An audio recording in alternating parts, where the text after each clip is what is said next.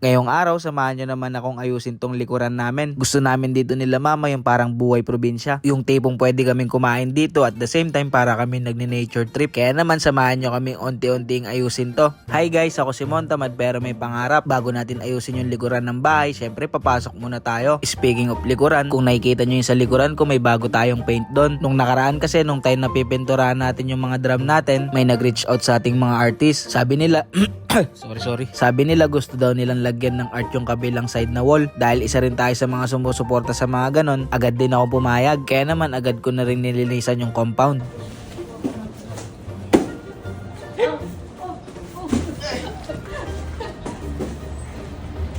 Tinanggal ko muna rin tong dart na nakalagay sa pader. Dito kasing side yung lalagyan nila ng art. Nilabas ko na rin yung drum kasi sa labas natin siya pipinturahan. Kung gusto mo mapanood kung paano ko to pininturahan, nasa last vlog ko lang yon. Nga pala yung time na pinayos ko to. Ayan.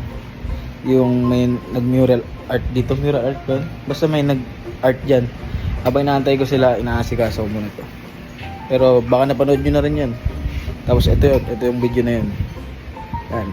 Ilang minuto lang nakalipas, dumating na rin yung mga artist. Ito nga pala yung gamit nilang paint. Nagbebenta rin sila niyan. Lalagay ko na lang sa comment section. At ayun, agad na rin sinimulan. Bali nag-start kami ng 2 tapos natapos kami ng mga 6 PM. Halos 4 hours lang nila ginawa. Habang nagpe-paint kasi yung isa, nagle-lettering naman yung isa. Wala na nga palang guideline yan. Talagang bira kagad. After ng 4 na oras, finally tapos na. Bali collaboration nga pala to ng artist tapos ako. At syempre andun din si Monday. Maraming salamat nga pala ulit 3G Goods. O siya, balik na tayo sa kasipagan ko.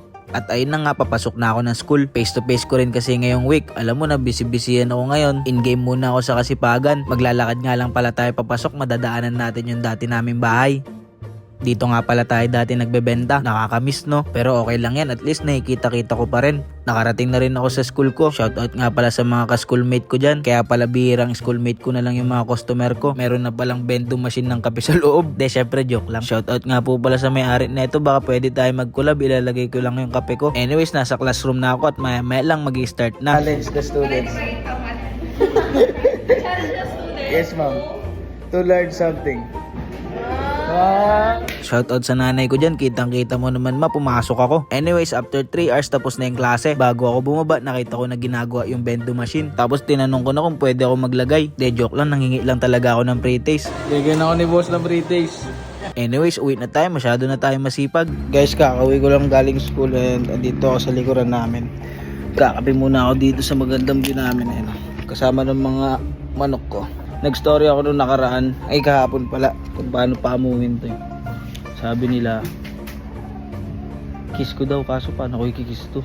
Binigay kasi sa akin to ng dating nakatira dito. Kaso nga lang sobrang ilap talaga. Di ka talaga makakalapit kasi tumatakbo kagad sila. Si Casper naman, nabilan ko na siya ng malaking cage. Pero galit pa rin talaga siya sa akin. Anyways, lilinisan ko na tong likuran para naman kahit papano matambayan na at pwede rin ako dito mag-content. Napag-usapan nga namin ni mama na gusto namin na parang buhay probinsya dito sa likuran. Namimiss daw kasi nila mama minsan yung buhay probinsya. Kaya naman gagawa na lang kami dito sa likuran ng bahay. Para naman pag gusto namin mag-relax, pupunta na lang kami dito sa likuran ng bahay. At the same time, di na tayo lalayo para mag-nature trip. Ngayon lang din kasi kami nakapag-segregate gawa ng pagka-busy at dami talaga ng gamit. Pero nakapagbawas naman na kami kaya unti-unti nang lumuluwag. Nag-aantay na lang din kami ng hakot para mahakot na itong mga kalat sa gilid. Tapos after nun, maluwag na talaga at marami na tayong magagawa. Sa ngayon, gagawa muna tayo ng matatambayan. Naglagay na rin kami ng duyan para relax talaga. At ito yung kinalabasan. Comment down below kung ano pang pwede natin gawin dito. Pero ang pinaka-problema ko talaga, paano ko mapapaamo yung manok. Para kami nasa probinsya guys. Tapos pag nagsawa ulit ako sa buhay probinsya, lalabas lang ako sa harapan. City na naman. Pagka dito ka, alam mo, nasa probinsya ka.